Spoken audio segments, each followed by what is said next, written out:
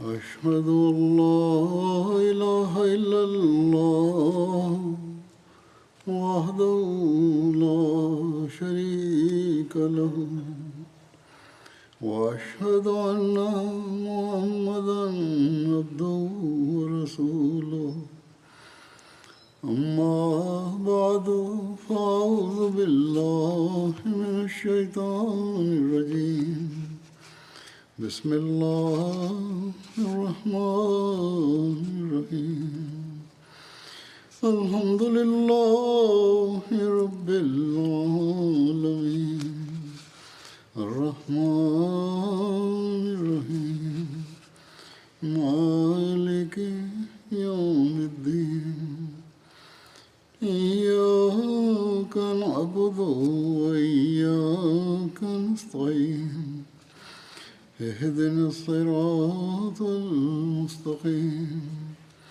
صراط الذين أنعمت عليهم غير المغضوب عليهم ولا الضالين. Da onaj ko dođe na ovaj svijet mora da provede neko vrijeme i napusti ovaj svijet.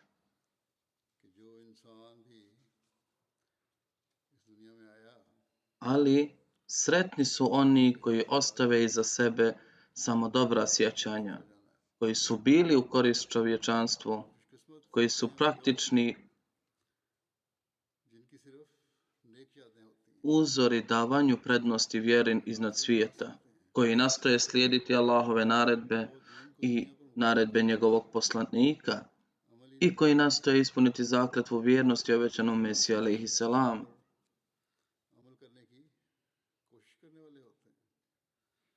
Oni koji su istinski odani i vjerni hilafetu. Oni koji se maksimalno trude da ispune svoje obaveze prema stvorenjima i uvijek pokušavaju dostići zadovoljstvo Allaha.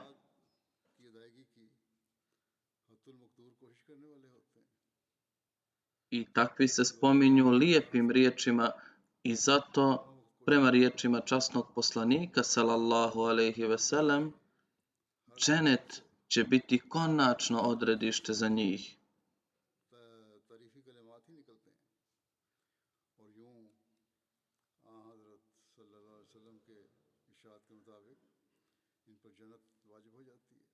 Sada ću govoriti o osobi koja se trudila da živi svoj život radi Božijeg zadovoljstva.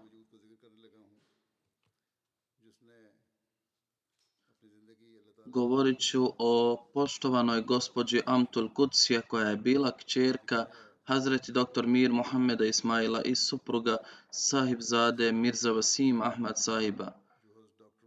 I ona je bila snaha drugom halifi.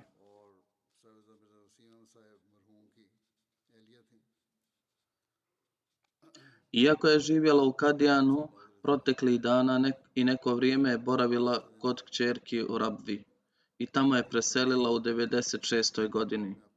Inna lillahi ve inna ilejhi rađiun. Allahovom milošću bila je Musi i davala je 1/9. Navešću neke događaje iz njenog života.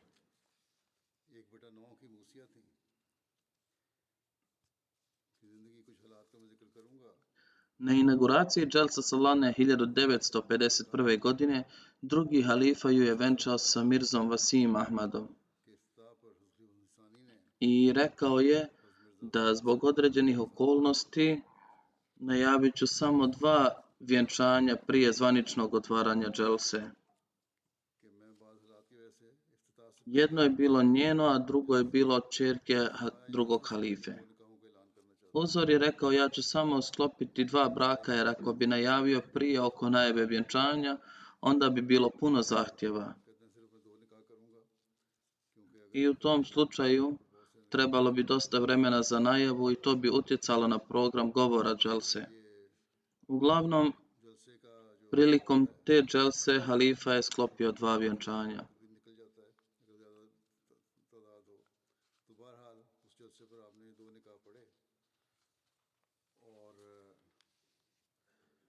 Sa njene strane Njen amidžić Sejid Abud Ahmad je bio njen vakil, odnosno staratelj prilikom venčanja.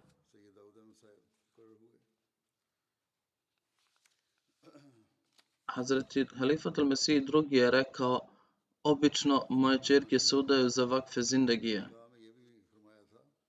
Pa tom prilikom Hazreti Amtul Nasir se udala za pir Muhyiddina.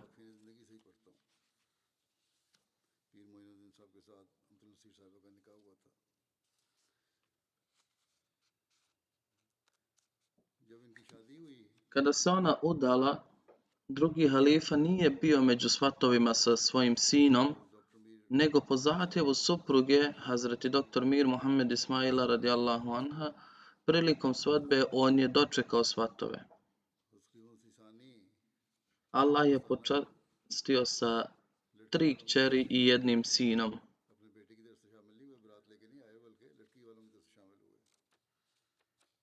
Jedna od njenih ćerki Amtul Alim sahiba je trenutno predsjednica pakistanske leđne. Ona je supruga Mansur Ahmed Khana koji je vakil ala Tahrik Jadid.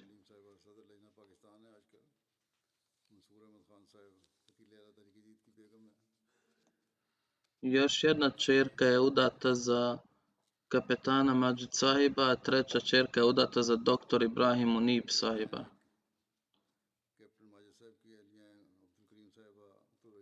A Mirza Kalim Ahmad je njen sin koji živi u Americi.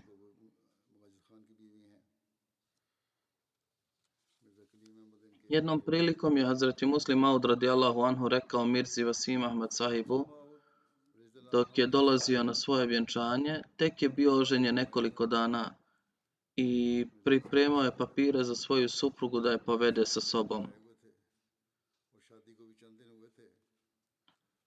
I kao što znamo, tada je odnos između Indije i Pakistana uvijek bio nepredvidiv. Tih dana je nastala tolika tenzija da mu je Hazreti Muslim Maud radijallahu anhu rekao da odgodi papirologiju i da je ostavi i podhitno neka se vrati u Kadijan jer tamo mora biti član porodice obećanog Mesija alejhi selam. Stoga neka odmah rezerviše kartu jer njegov odlazak je bio jako važan, pa zato ako nema redovnih linija leta onda neka uzme čarter let.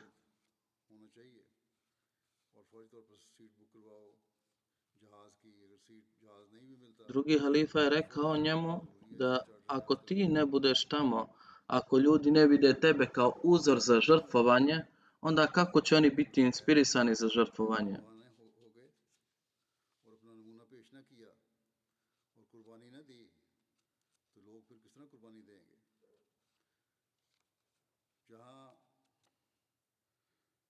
Ovo samo nije bilo žrtvovanje Hazreti Mirze Vasim Ahmad sahiba, nego također je bilo žrtvovanje i Amtul Kudus sahibe, njegove supruge. Jer nije se znalo kada će papiri biti sređeni. Situacija je bila napeta i očekivalo se da će se još pogoršati. Ali to je bila naredba halife, zato sa osmijehom je ispratila svog muža i tako još jednom stavila vjeru ispred ovog svijeta.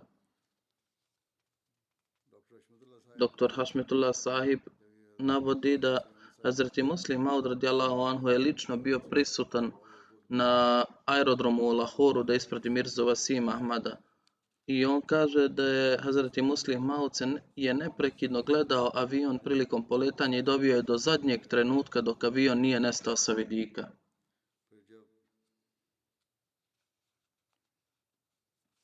Ona kaže da tek nakon godinu dana braka njeni papiri su bili gotovi pa je krenula za Kadijan. Ovom prilikom Hazreti Muslim Maud radijallahu anhu je skrenuo posebnu pažnju da ona tamo treba da boravi u kući majke Nasira, jer u toj kući Hazreti obećani Mesija alejhi selam je mnogo puta koračio, čak i održao ders, odnosno predavanje u dvorištu te kuće. Sahibzada Amtul Kudsija sahiba je otišla u Kadijan i odigrala je veliku ulogu u organizovanju žena džemata, da okupe žene, saosjećajući se sa ženama i djecom derviša i zbog nje su žene tamo bile veoma uspješne. Od tada sam dobio bezbroj pisama o nje, od žena i kćeri derviša.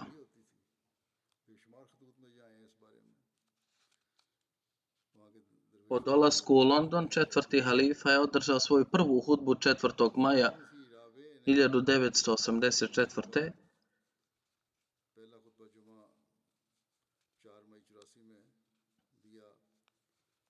I on je pozvao Ahmedije širom svijeta riječima obećanog Mesija alejhi selam rekavši man ansari Allahu, to jest ko je pomagač za Allaha, i najavio široki program za propagiranje islama. I također rekao je da je potreban veliki kompleks za ispunjavanje ovih ciljeva. Za Europu su planirana 2 nova centra, jedan u Engleskoj i drugi u Njemačkoj. Zato će Allah obezbijediti sredstva i svoje blagodati i pozvao ljude da se tome pridruže. Tada su leđni, odnosno žene iz Kadijana, još jednom velikodušno se odazvale na ovaj poziv. Amtul Kudus sahiba, koja je tada bila predsjednica leđne Indije, pisala je u svom izvještaju: Allahovom milošću, leđna iz Indije velikodušno su se odazvali na halifin poziv.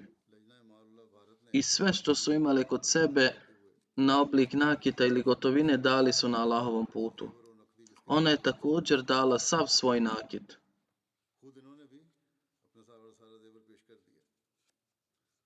Ispred leđne Indije 4. halifi prvo su poslate obećanje od žena iz Kadijana. O tome je Hazret Halifatul Mesih IV. U svojoj hudbi u petak 10. avgusta 1984. godine pomenuo leđne iz Kadijana i rekao: dobio sam izvještaj o leđni iz Kadijana, što sam bio očekivao, jer na početku Tahriki Džadida žene iz Kadijana su položile izvanredno žrtvovanje. Premda je sada tamo ostalo jako malo žena, bez obzira koliko ih ima, čekao sam da se informišem o njima, jer one imaju pravo da nastave na polju žrtvovanja i da uzdižu ime Kadijan koliko je bilo uzdignuto prije. Pa alhamdulillah, primio sam njihov izvještaj. Predsjednica Indije leđne piše da je meni poslat izvještaj o obećanju leđne i Nasirata Kadijana 16. jula. Ona je pisala da je huzurova hudba izazvala čežnju među ženama ovdje i da sa Allahovom milošću ponudile su sve što su imale, ali i dalje nisu zadovoljne svojim žrtvovanjem. Sada postoji tako snažna čežnja da ako bi imale još to, sve bi dale na Allahovom putu. Ovo je bilo pismo gospođe Amtul Kudsije za 4. halifu. 1991. godine, kada je Hazreti 4. halifa posjetio Indiju, odnosno Kadijan, rekao je: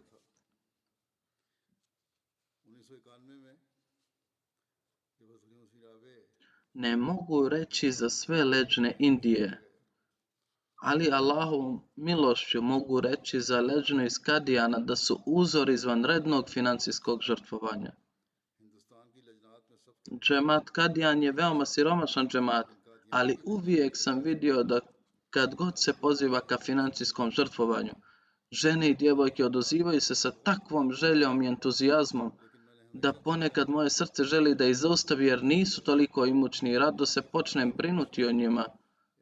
Ali također znam da onaj za koga one su se žrtvovale zna da ih višestruko nagradi. Isti Allah će ispuniti njihovu budućnost vjerom i ovo svjetskim bogatstvom svojom milošću.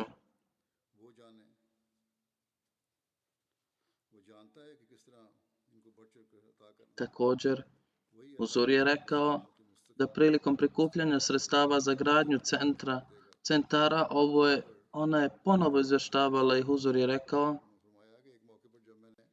Ahmed i djevojčice su otvorile svoje kasice i sve što su imale kao štednju su dale za svoju vjeru, čak je to bilo i nekoliko feninga ili rupija.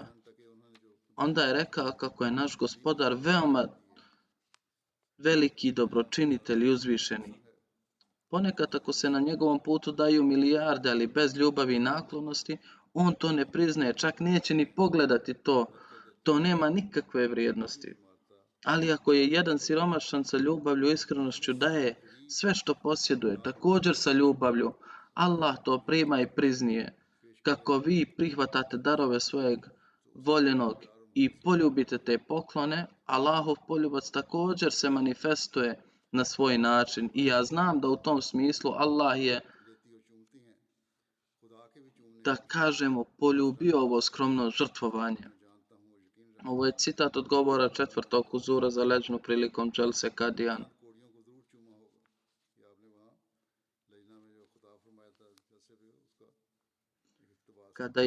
Kada je Hazreti Muslih Maud poslao u Kadijan, također je savjetovao da se okupe leđni.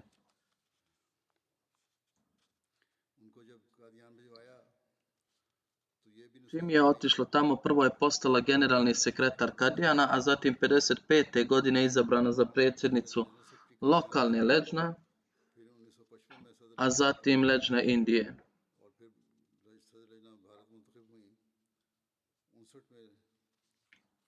1959. neka druga žena je bila izabrana kao lokalna predsjednica za Kadijan, a ona je nastavila svoj rad kao predsjednica Indije. Allahovom milošću ona je bila u ovoj službi do 1999. godine, a potom je bila počasni član. Tokom svog perioda službe posjetila je i Medžlis Indije. Ukupan period njenog služenja je 46 godina. Dosta poteškoća je bilo na početku da se sredi rad leđne. Pisala je pisma, ali nije bilo odgovora. Onda je adresa data na ime Mirze Vasim Ahmad Saiba i tako je polako počela ujedinjavati leđne. U Indiji postoji mnogo lokalnih jezika. Pojavio se i problem što su pisma pisana na lokalnim jezicima, pa su mualimi zamoljeni da ih prevode. A zatim sa svojim mužem postepeno je počela posjetiti džemate van Kadijana. I tako je počela aktivirati džemate kojima je bila potrebna pomoć poslije podjele Indije.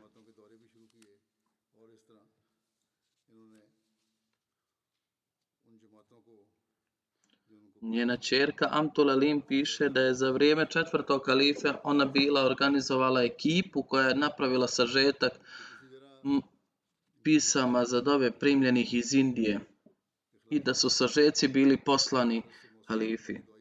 Huzur je izrazio veliko zadovoljstvo zbog toga. Uvijek je bila u službi časnog Kur'ana. Podučavala je Kur'an više od 250 djevojaka iz Kadijana. Učenice su u grupama dolazile rano ujutru, a zatim su dolazile i poslije podne. U Indiji su djevojke koje su završavale FA ili FAC ostajale u Kadijanu 3 mjeseca tokom pauze od studija. Njena ćerka nastavlja i kaže da im je njena majka držala časove prijevoda Kur'ana ujutru, popodne i uveče.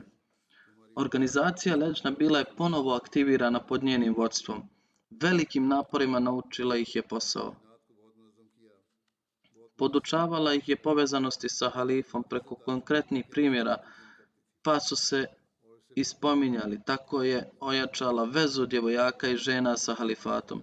Imala je vrlinu gostoprimstva. Njena ćerka kaže da je uvijek podržavala našeg oca. Uslovi su bili veoma loši. Češće za ručak bi imali samo leće, a naš otac je držao kravu za mlijeko i jogurt. Ako bi došao gost, šta god je bilo za jelo, šta god je bilo skuvano, ona bi bez ikakvog oklijevanja poslužila. Poslužila bi sok ili čaj gostima u skladu sa vremenom. Kasnije, kada je došlo do olakšanja, ona je u skladu sa mogućnostima poslužila goste i ljudi su osjećali kod nje kao da su u svojoj kući. Ona je bila dobra supruga svome mužu. U teškim trenucima uvijek je dala podršku svom mužu. Nikada nije bila zahtjevna. Bila je zadovoljna i sretna šta god da je dobila od strane svog muža.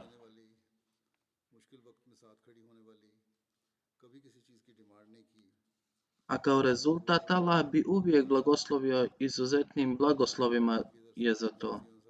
Puno je voljela čistoću i disciplinu. Njena ćerka kaže da je, kada je Mirza Vasim Ahmad preselio, njena majka je sanjala da se sprema za svoje posljednje putovanje.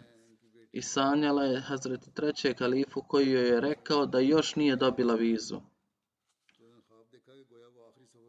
Znači, poslije ovog sna ona je imala dug život, odnosno živjela je veoma dugo.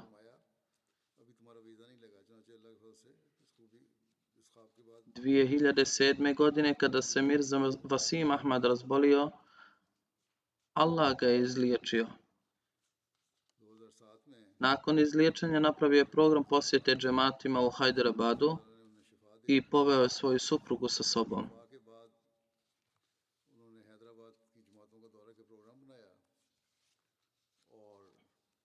Tokom te posjete Amtul Kudus je imala san i bio je to zlokoban san kao da je došao kraj života Mirze Vasim Ahmad sahiba i ona se uplašila i iako je Mirza Vasim sahib tada bio zdrav, ali ona je nakon toga insistirala da se vrate u Kadijan i čim je došao u Kadijan ponovo se razbolio i preselio od iste bolesti. U posljednjem dobu izgubila je vid, ali i sluh, pa je koristila slušni aparat, ali u takvoj situaciji ipak je bila zadovoljna. Kada god je bila pitana o zdravlju, uvijek je rekla Alhamdulillah.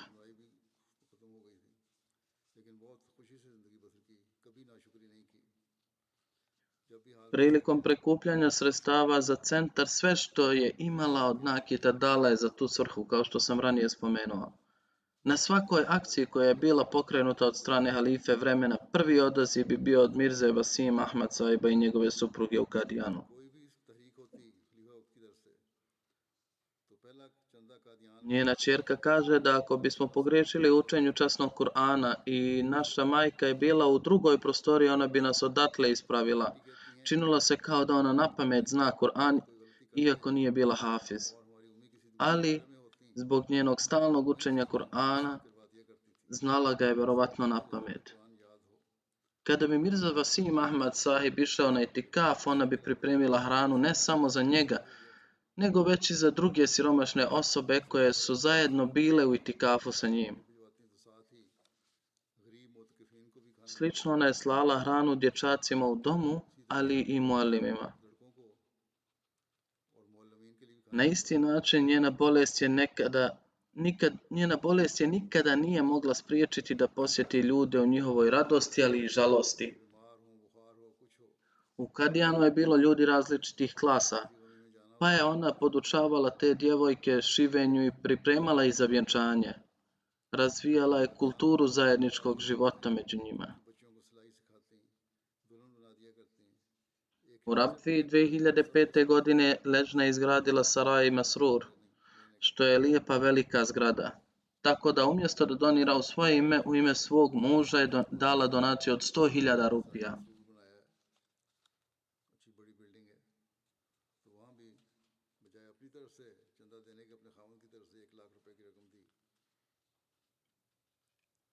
Zatim kaže, poslije podjele Indije, Hazreti Ahmad Jan, kako u Ratan Bagu Lahoru, tako i u Rabvi, slušala je od nje i od drugih žena časni Kur'an, ali i malfuzat.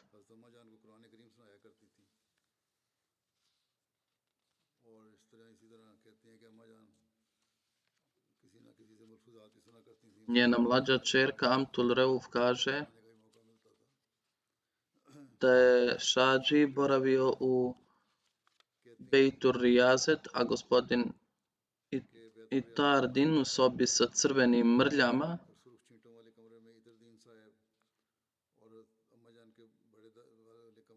a Hafiz sahib je živio u velikoj sobi Hazreti Ahmad Jan. To su bile 3 osobe. Kasnije ovdje živio i brat Abdurrahman sahib. Kaže tako da je sve što se kuhalo od hrane u kući bilo je svima poslano. Bilo je određeno vrijeme za žene za Bejtul Doa, pa poslije toga žene bi se vraćale u našoj kući sa Bejtul Doe. Naša kuća je uvijek bila otvorena, nije bilo nikakvih zabrana niti zvona, žene su lako ulazile. Zatim kaže, nakon smrti Hazreti Mirze Vasim Ahmada, gospodin Inam Gori je postao Nazri Allah. Majka je pokazala savršenu poslušnost i uvijek na propisan način bi podnijela zahtjev za svaki posao. Izmjerila je članarinu za vasijet i procjenat nekretnine tokom svog života. Također je bila među prvim učesnicima u Tahriki Jadid Šemi. Savjetovala je svojim ćerkama da one brinu za svoju djecu, da obavljaju namaz na određeno vrijeme jer prva stvar za koju ćete biti upitani to je namaz. Ako to bude u redu, onda će sve biti lakše. Zatim kaže da je ona odgajala nekoliko djevojčica. Ne samo da ih je odgajala jako dobro, nego ih je naučila čitati Kur'an sa prijevodom, ali ih i udavala.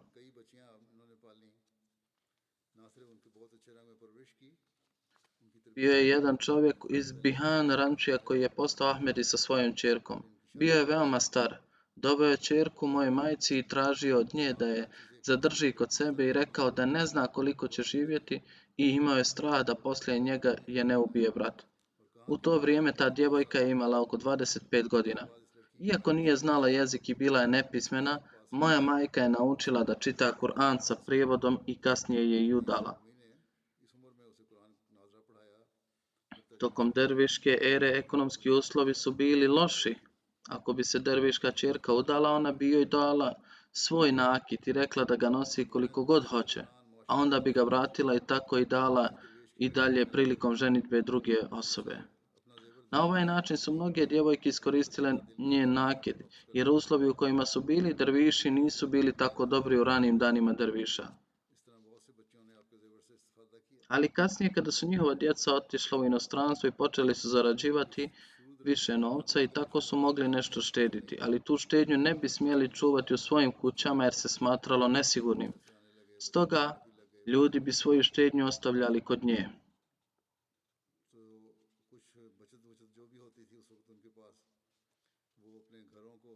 Ona kaže da se sjeća kako je njena majka čuvala te štednje naroda u obliku nakita ili gotovine i tako dalje u svom ormaru. Kada bi neko se vratio da preuzme svoju štednju, majka bi tražila od mene da iz ormara donesem određenu kesu. Onda bi tražila od vlasnika kese da ispred nje lično provjeri svoj emanet i kad bi vlasnik bio saglasan da je sve u redu, onda bi bila mirna.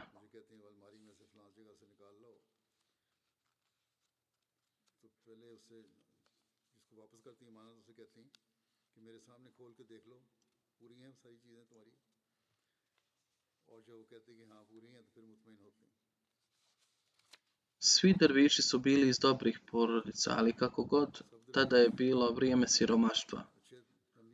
Ona bi se potrudila oko toga da ćerke od derviša, ako ne nastavljaju obrazovanje poslije osnovne škole, onda bi ih pozvala da volontiraju u kancelariju leđne, kako ne bi gubile svoje vrijeme dok se ne udaju.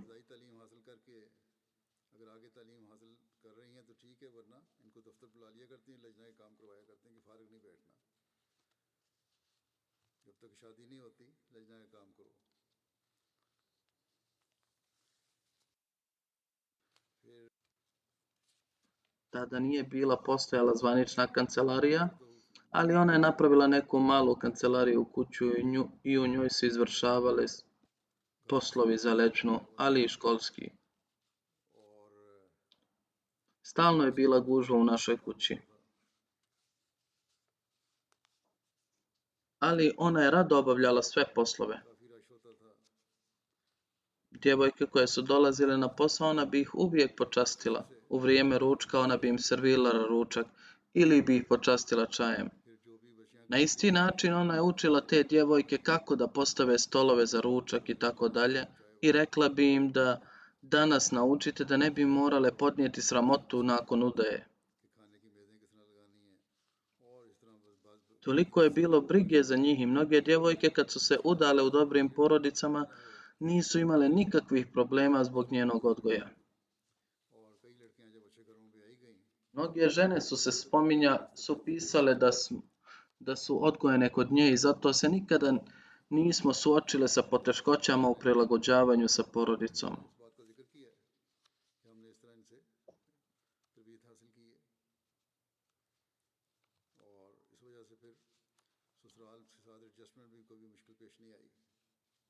Na isti način ona je lično sredila i zašivala haljine za vjenčanje mnogih djevojaka.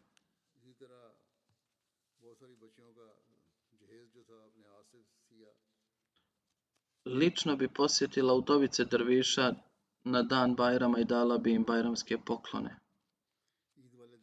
Mirza Vasim Ahmad Sahib isto bi bio sa njom prilikom te posjete, a ponekad ona bi išla i sama. Jednom neko je pred njom spomenuo da je ta neka osoba sagradila veliku luksuznu kuću u Rabi, pa je njena ćerka kaže da je na to moja majka odgovorila sljedećim riječima. Allahu moj, za mene je dovoljno što si me počastio sa ovom blagoslovljenom kućom, to jest dobila sam priliku da živim ovdje u Kadijanu i došla sam ovdje kao snaha drugom halifi. Ovo je mnogo za mene. Naravno da želim da me počastiš ogromnom kućom u dženetu. Ovo je zapravo vrlina vjernika i ravnodušnost prema stvarima ovog svijeta. Ona navodi da je ona voljela čistoću od djetinjstva, zato kaže da je Hazreti Mir Muhammed Ismail Sahib, on nikome nije dozvoljavao da čisti njegovu sobu osim njoj, jer ona je nakon čišćenja vratila sve stvari, to jest knjige, papire na svom mjestu. I zato je Mir Sahib rekao da osim Amtul Kudus nikome nije dozvoljeno da uđe u moju sobu.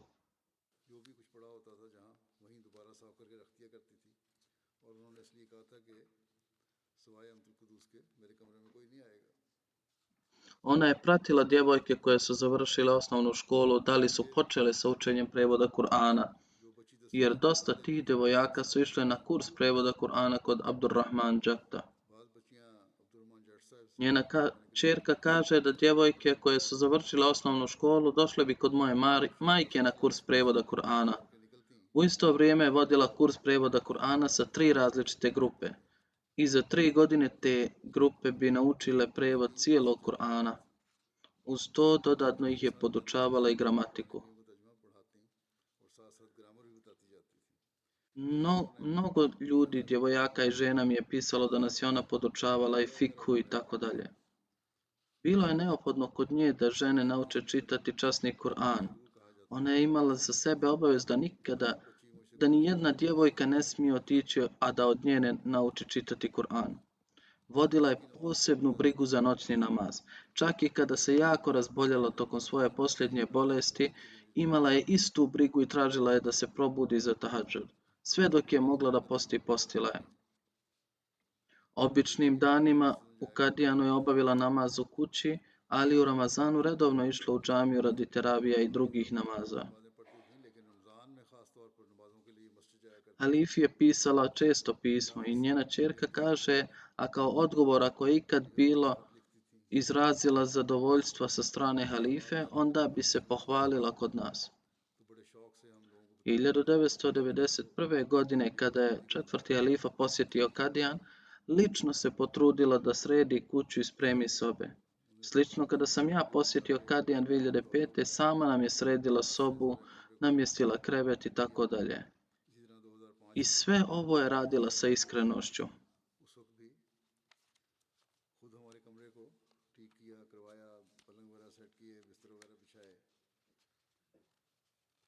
I pored toga što sam insistirao da naša kuhinja bude odvojena, ona je ipak bila za to da dnevno makar jedan obrok bude od nje.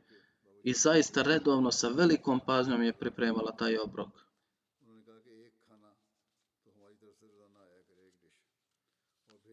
Ona kaže da je nakon smrti mog oca moja majka molila i plakala i govorila iste riječi koje je Hazreti Ahmad Džan rekla na smrti obećanog Mesija alejhiselam, da Allahu moj, on je nas napustio, ali nemoj ti da nas ostavljaš sam. Ona kaže da je čvrsto ubijeđena ka tome da ta dova je bila prihvaćena, jer sve njene sestre su dobile multivizu, jer posle udaje one su otišle u Kadijan i mogle su posjetiti svoju majku i zbog toga njena majka nije osjetila samoću. Njen sin kaže da je većina gostiju boravila u Darul Masih, a naša majka je učila djecu od 11-12 godina kako da dovedu toplu vodu u sobe i da se brine o potrebama gostiju. Slično, kada je Mian Vasim Ahmad imao sastanke sa državnim službenicima, ona bi iskoristila ove prilike i pričala bi o džematu sa njihovim ženama, a zatim je održavala kontakt sa njima.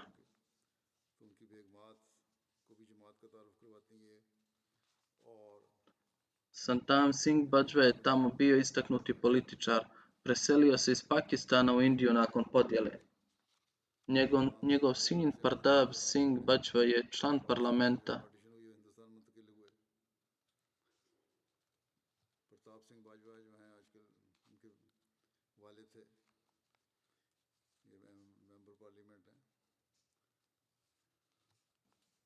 Kaže se da je njegova majka isto tad dolazila u našu kuću i da je svoje povjerenje držala kod nas i kod naše majke. Kada se vratila da preuzme nešto što je dala u povjerenje, ta žena je pitala: jesi li otvorila i vidjela kesu? Znači, pitala Amtul Kudus, a ona je rekla: to je tvoje povjerenje, kako da ga otvorim? Sada ti provjeri je li sve u redu. Mnogo je brinula za siromašne. Kaže se da je jednom išla na službenu posjetu u Urisu, a htjela je da nešto daje kao poklon ljudima, ali nije imala šta da im da. Mi smo također bili sa njom u toj posjeti, pa je podijelila naše garderobe koje smo imali kao višak, da bi ti ljudi imali nešto čime mogu pokriti svoju djecu, jer tamo je bilo puno siromaštva. Njen sin kaže da je naša majka za podučavanje Kur'ana djevojkama koristila prijevod Kur'ana od Hazreti Mir Muhammed Ishaq sahiba, koji je ona dobila kao poklon od Hazreti Ahmadžan. Ibrahim Munib, njen zet, kaže da je nakon smrti Vasim Ahmad sahiba ona boravila 10 godina u Kadijanu.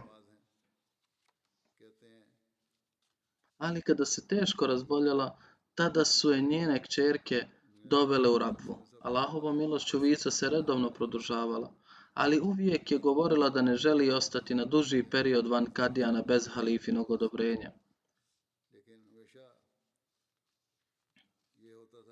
Govorila je: ne bih ostala ovdje više od nekoliko mjeseci. Međutim, meni je napisala pismo i ja sam joj odgovorio: budite tu koliko god želite i nastavite produžiti vizu. Nakon toga je ona tamo provela neko vrijeme.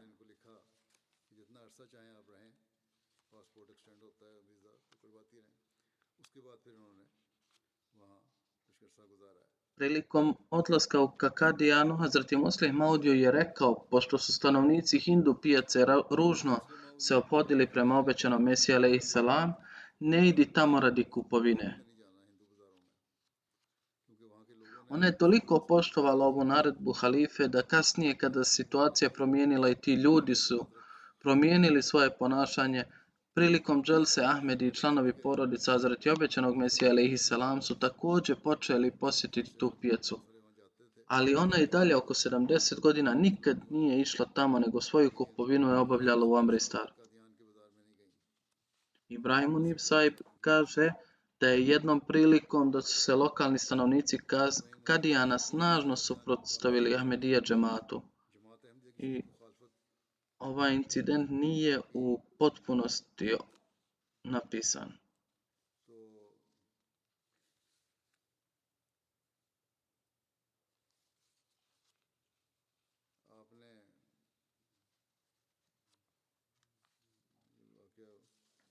Njena unuka piše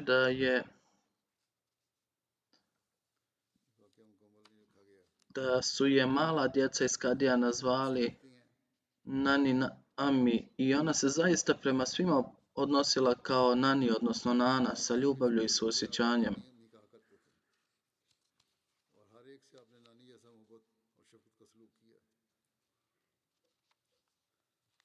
Njena unuka također piše da se jednom odmarala zbog slabog zdravlja. Uveče su neke žene došle radi susreta iz nekog daljeg džemata. U kući nije bilo starijeg čovjeka, pa zato sam rekla da se Nani trenutno odmara i one su otišle nazad i ostavile pismo za dovu. Kada se ona probudila, rekla sam joj da su došle dvije žene i odmah pročitala pismo za dovu i nazvala preko telefona nekoga i rekla mu da im se dadne šta su tražile.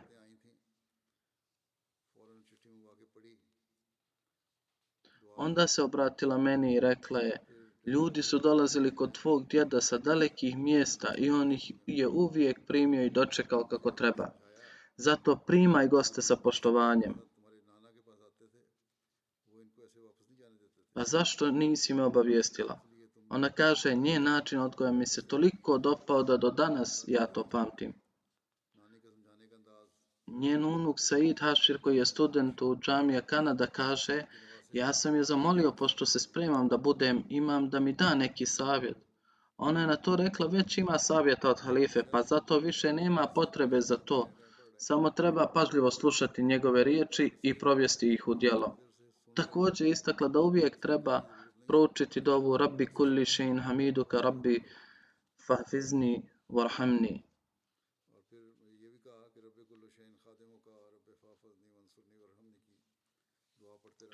Preko telefona uvijek je skrenula pažnju da ispunite svoje obaveze kao vakfi zindegi i budite halifin pravi pomagač.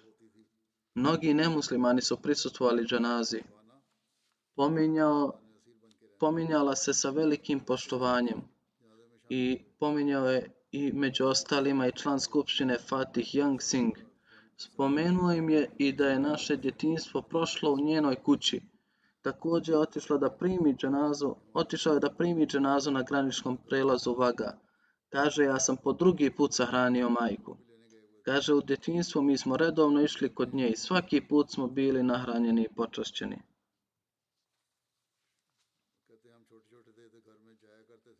Mala, jedna od njenih unuka, kaže da ona nam je bila primjer u ljubavi i poslušnosti halifatu. Kaže da sam od njene smrti dobila 100 poziva saučešća i da su je svi lijepim riječima spominjali.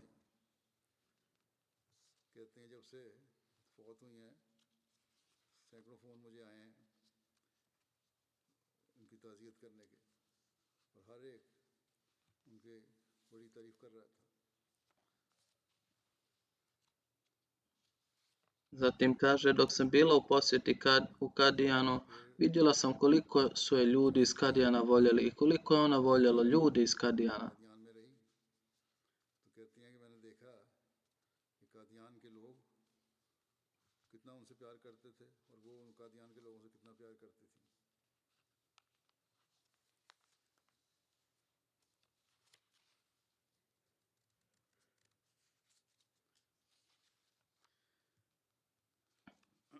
Slično ona kaže da mi je pisala da u 2008. godini trebao sam posjetiti Kadijan, ali to se nije desilo zbog situacije morao sam se vratiti iz Delhija. I zato je bila tužna jer se bojala da li će biti više susreta sa mnom ili ne. Abid Khan, suprug od njene unuke koji živi ovdje, kaže da nas je svojim primjerom naučila kako čovjek treba da ispuni svoju misiju. Inače je bila jako ljubazna osoba, mehkog srca, ali samo jednom sam je vidio glasno i bijesno da govori. Bila je svadba jedne djevojke iz Kadijana, pa se toga dana ona razboljela. Imala je glavobolju, pa ju je unuka, vidjevši bolest, rekla: nemoj ići na svadbu, odmori se danas i reci ljudima da si bolesna. Međutim, na to je ona odgovorila: mala, ja ću svakako ići na svadbu. Ti ne znaš koliko sam vezana sa ljudima iz Kadijana.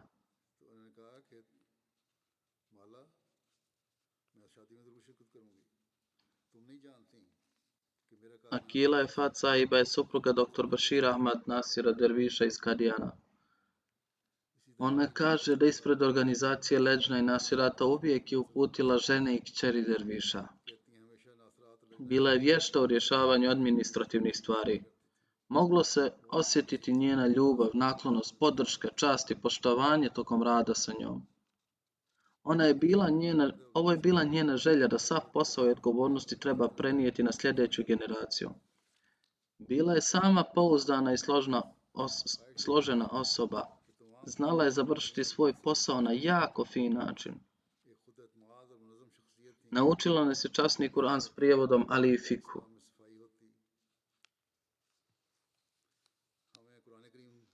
Mlade djevojke koje ona obučavala sada služe džemat u raznim mjestima.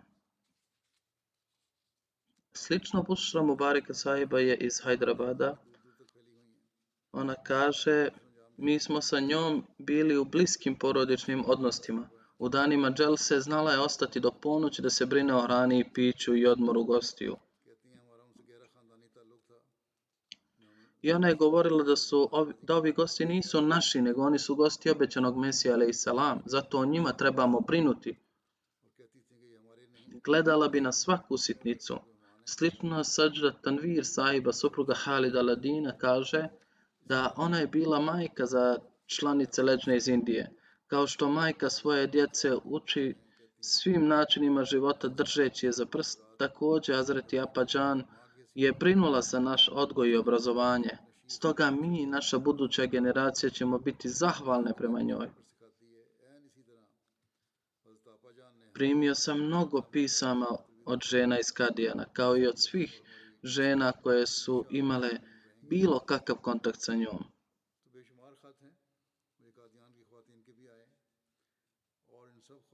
Slično, muški potomci starijih stanovnika Kadijana su također napisali da nas je odgajala kao majka. Njena djeca su također spominjala oko veze sa hilafetom. Kao što sam opisao, to su pominjale i druge žene. Kako je bila skromna i odana prema drugom halifi, nastavila je biti takva i sa mnom.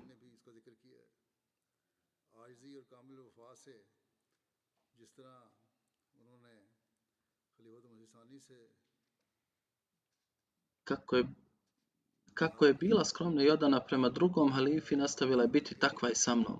Ovo je jedan uzor. Ovdje isto se srela sa mnom s velikom ljubaznošću i poštovanjem.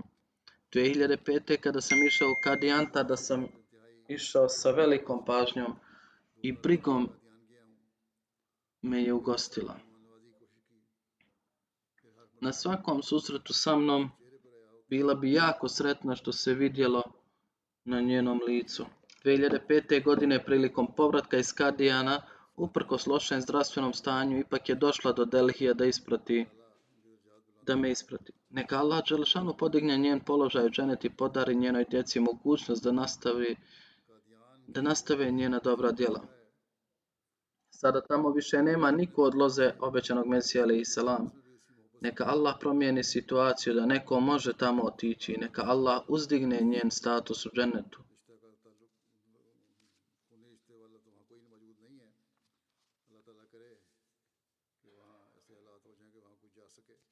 Ima još jedna dženaza. Uzor pita je li dženaza stigla ovdje.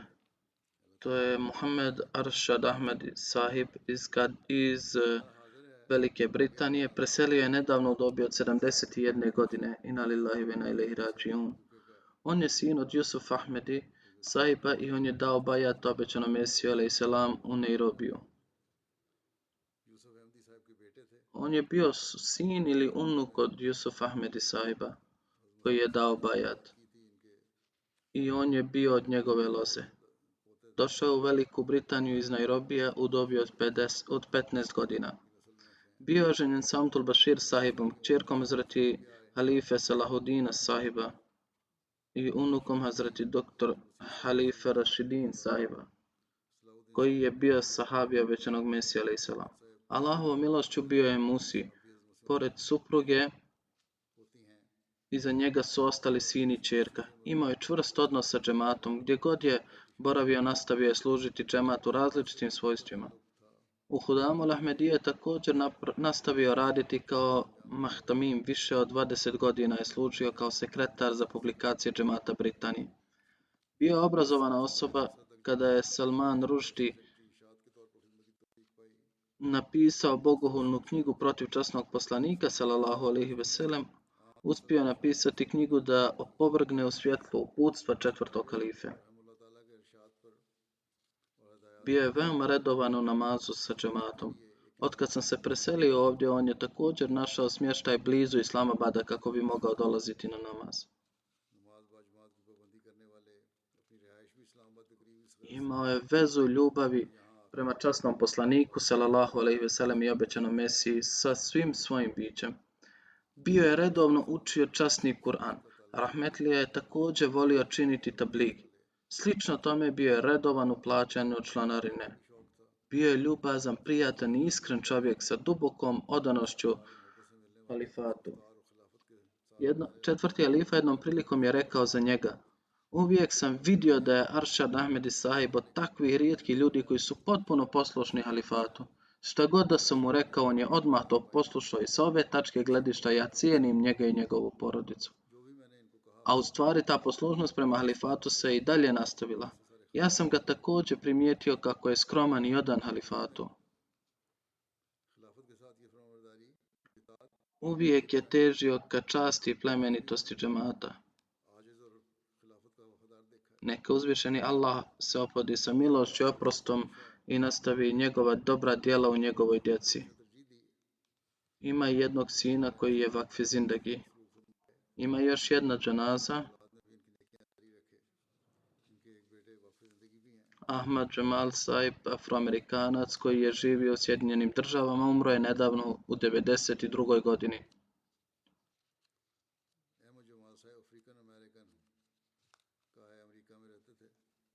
Rođen je 1930. godine, a 51. godine se zakleo na vjernost Hazreti Muslih Maudu. Tokom 1950. i 60. Rahmetlija je nudio da donira novac za Mesdžid Sidik u Čikagu. Bio je veoma skroman čovjek, bio je odan prema džematu i halifatu. Kako bi mogao pratiti MTA, prvi je imao satelitski kanal u kući i kasnije također imao internet priključak radi MTA. On je redovno pažljivo slušao moje hudbe i prilikom susreta sa prijateljima bi razgovarao oko hudbe. Znači ne samo da je slušao, već bi pravio bilješke iz hudbe radi razgovora. Rahmetlija je živao na udaljenosti od 9 milja od džamije, ali je i pored godina i lošeg zdravlja redovno bio na džuma namazu. Redovno je davao članarinu, nikada ga nisu morali podsjećati. Aktivno je učestvovao i u drugim financijskim projektima. On ima ćerku, ali ona nije član džemata. Neka mu Allah podari oprost i milost i neka mu dova bude primljena i za njegovu ćerku. Neka se i njoj pruži prilika da prihvati Ahmedijat. Posle namaza klanjat ću jednu dženazu koja je prisutna i još dvije koje nisu prisutne.